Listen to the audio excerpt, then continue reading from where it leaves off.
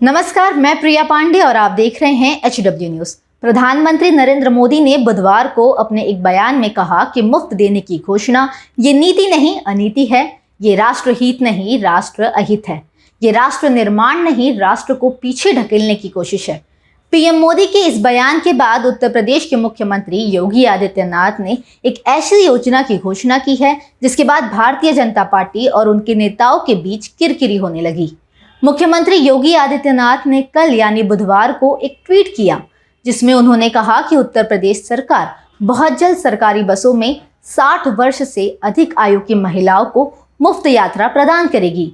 तो वहीं योगी आदित्यनाथ ने आज रक्षाबंधन के अवसर पर राज्य में महिलाओं के लिए 48 घंटे के लिए सरकारी बसों में मुफ्त यात्रा का ऐलान भी किया है।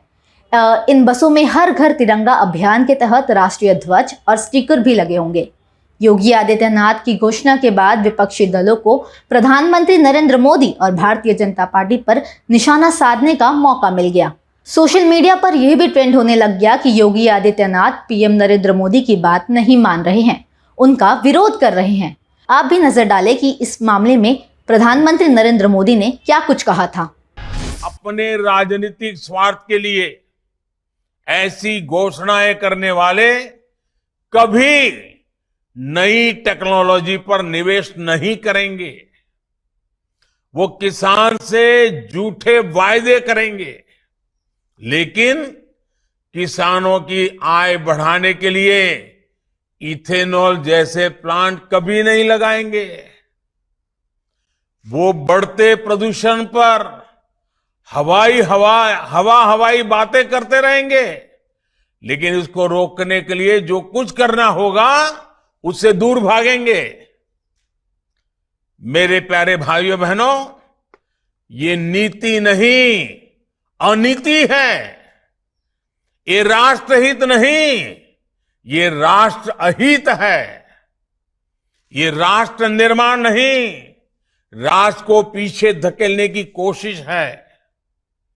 देश के सामने जो चुनौतियां हैं, उनसे निपटने के लिए साफ नीयत चाहिए, निष्ठा चाहिए, नीति चाहिए। इसके लिए परिश्रम की पराकाष्ठा करनी पड़ती है और सरकार को बहुत सारी राशि निवेश करनी पड़ती है। जब सरकारों के पैसा होगा ही नहीं, उसके पास धन ही नहीं होगा, तो इथेनॉल प्लांट, बायोगैस प्लांट, बड़े बड़े सोलर प्लांट, हाइड्रोजन गैस के प्लांट जो आज लग रहे हैं वो भी बंद हो जाएंगे।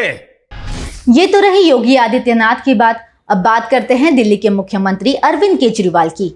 उन्होंने मीडिया से बात करते हुए कहा कि पिछले कुछ दिनों से जिस तरह से जनता को मुफ्त में मिलने वाली सुविधाओं का विरोध किया जा रहा है, कहा जा रहा है कि सारी मुफ्त की सुविधाओं को बंद किया जाए। क्या केंद्र सरकार की आर्थिक हालत ज्यादा खराब तो नहीं?